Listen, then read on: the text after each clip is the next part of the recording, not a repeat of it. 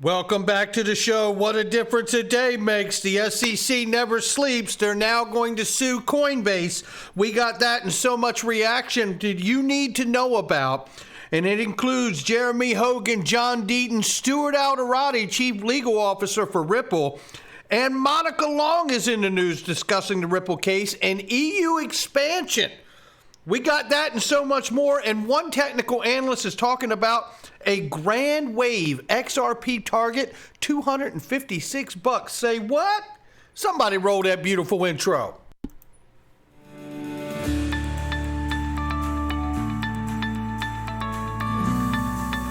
Digital Perspectives with Brad Kimes. Come on in.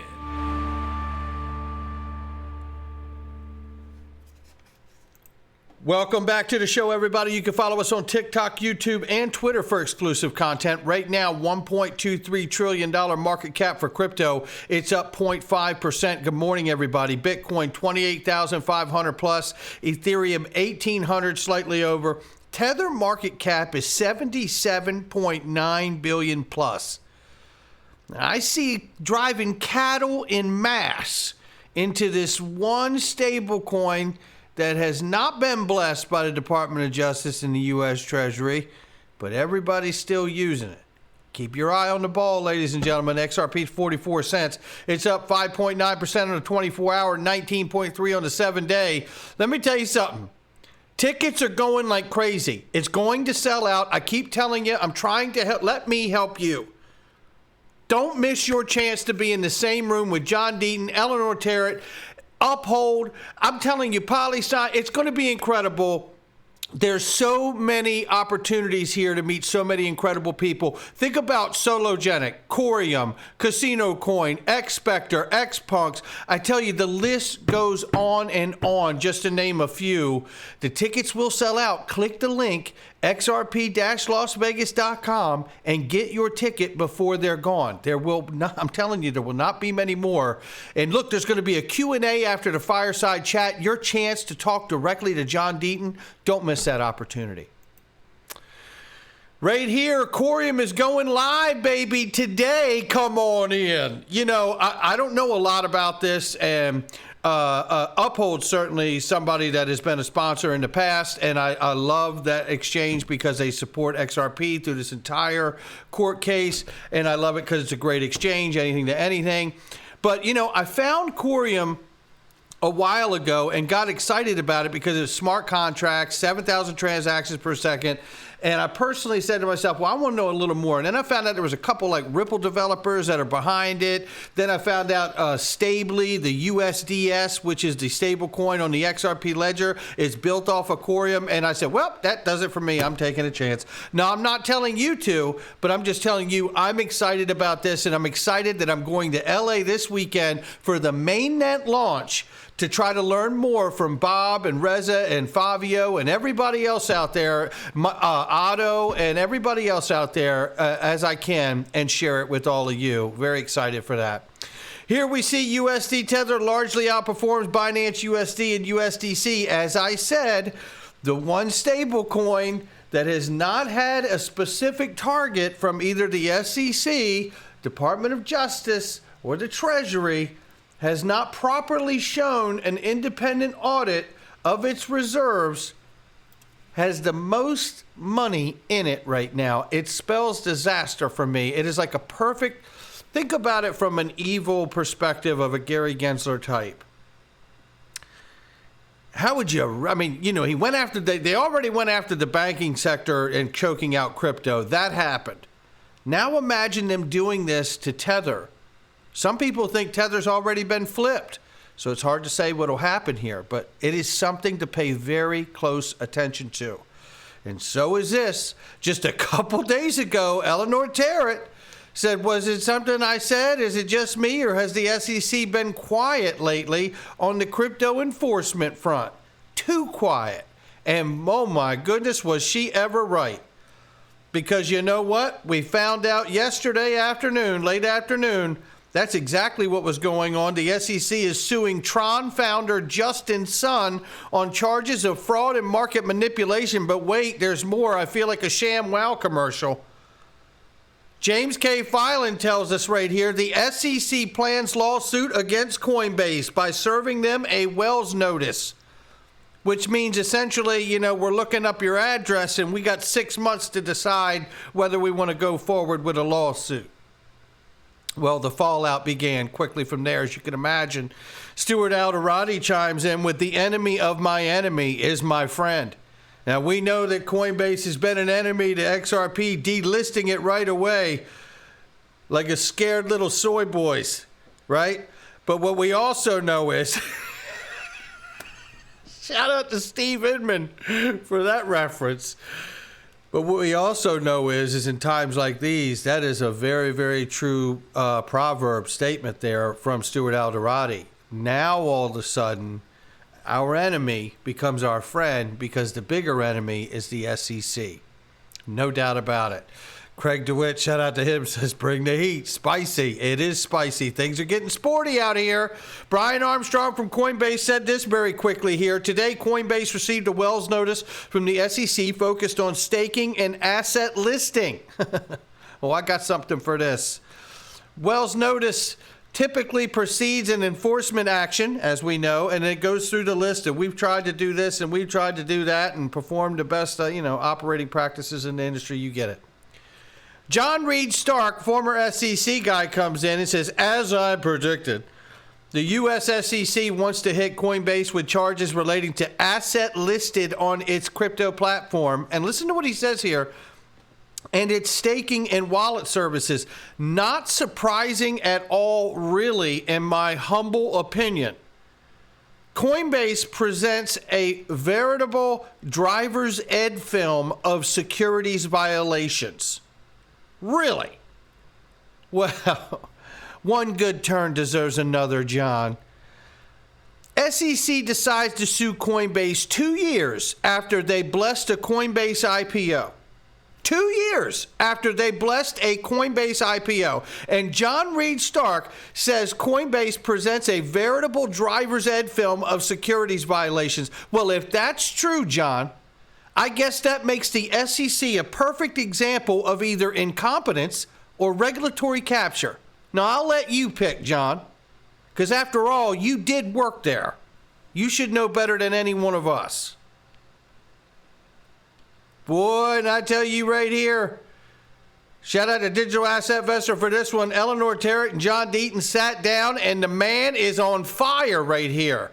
Take a listen to this. The frustration is palpable.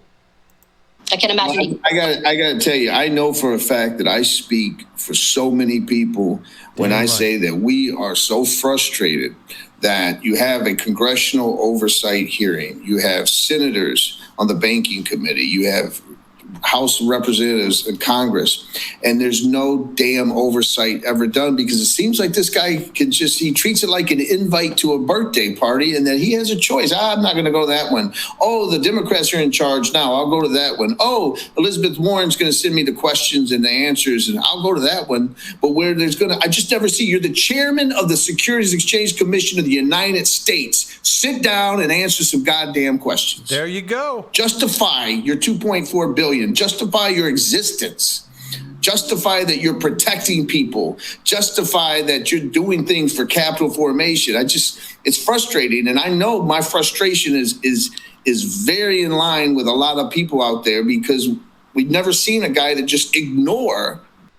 That's exactly right. And shout out to John Deaton. It is truly felt.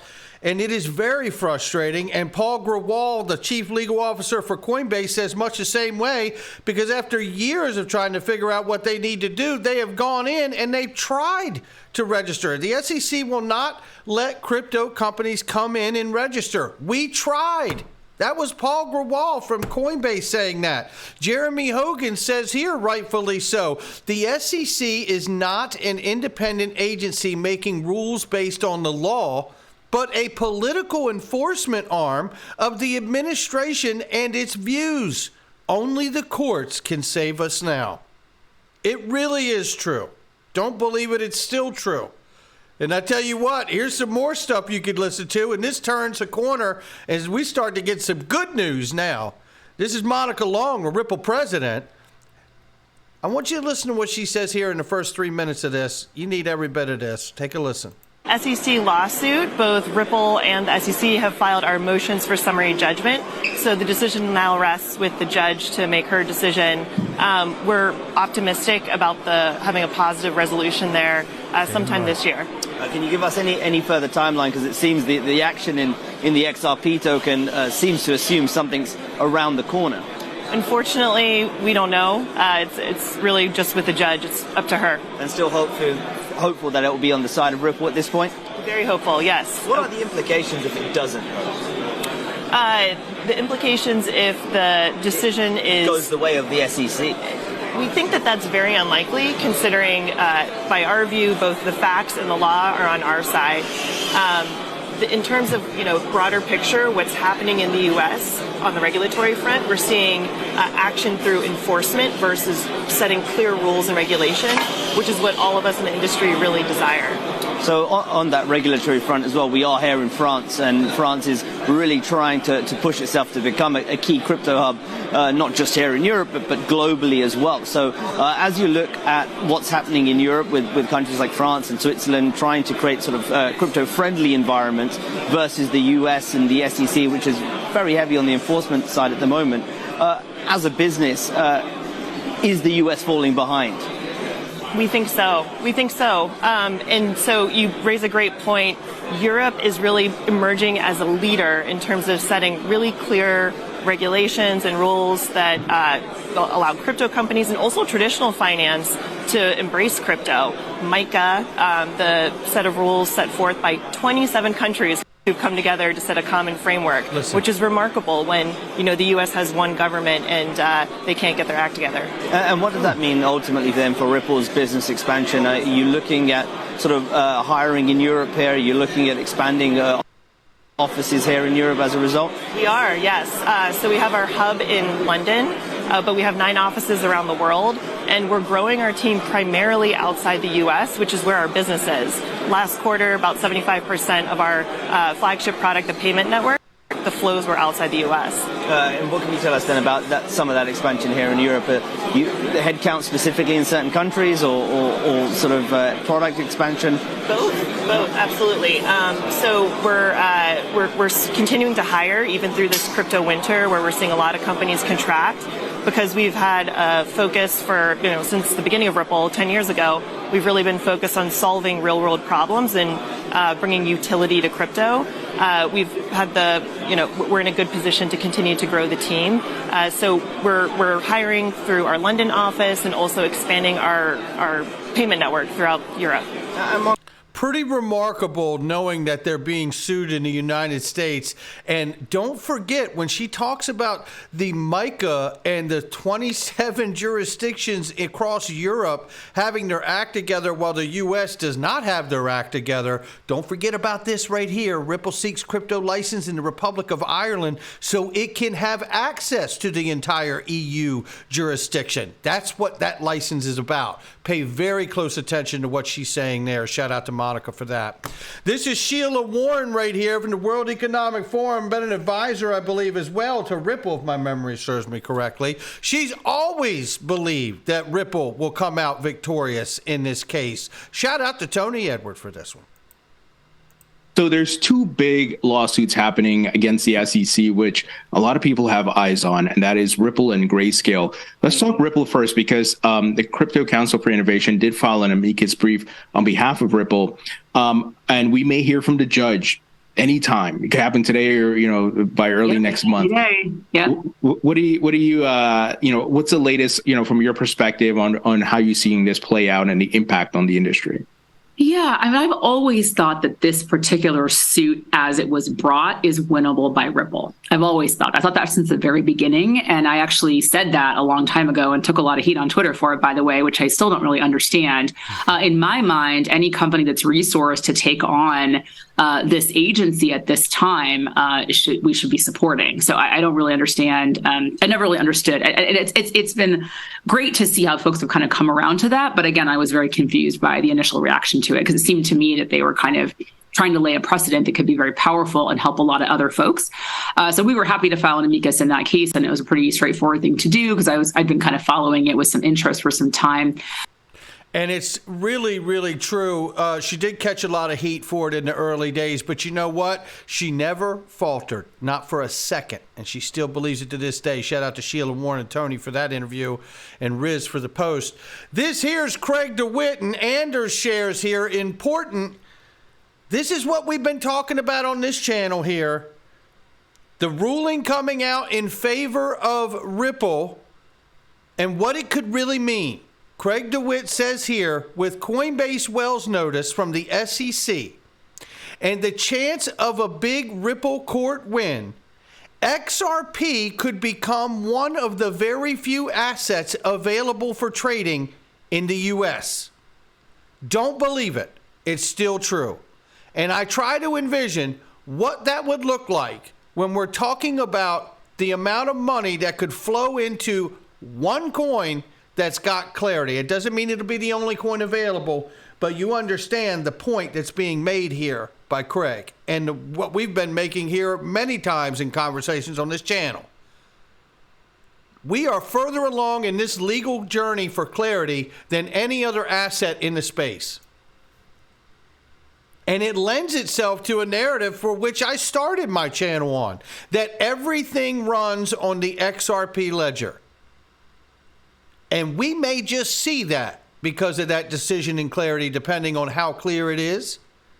Don't forget, this ain't about the XRP token. This is about the protocol. And the protocol, the XRP ledger, is a world exchange.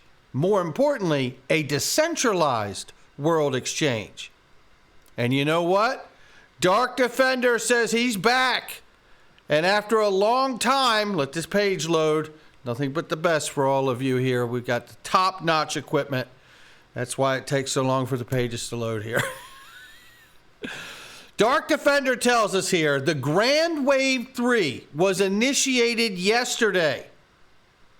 Well, I want to know more. We've waited more than 5 years since the all-time high. The bigger tide, the greater the wave strikes. Let's check XRP together. We go into this, and this is what he's got to tell us here. XRP initiated the third grand wave. We'll move through this quickly here. The grand wave targets $256 to $333 as usual. Now, will it take another 5 years to get there? I don't know, but this is exactly what he's pointing to here, right here. This window right here. Now, whether it takes 2025, 2026, I don't pretend to know, and I don't think he does either. But what he sees is this. And I tell you, if it turns out that XRP happens to be the only asset with actual clarity with an outright win to Ripple's doorstep, then I would imagine something like this might not be a conversation that's too hard to have. Not financial advice from me or anyone else. It's just my digital perspectives. I'll catch all of you on the next one.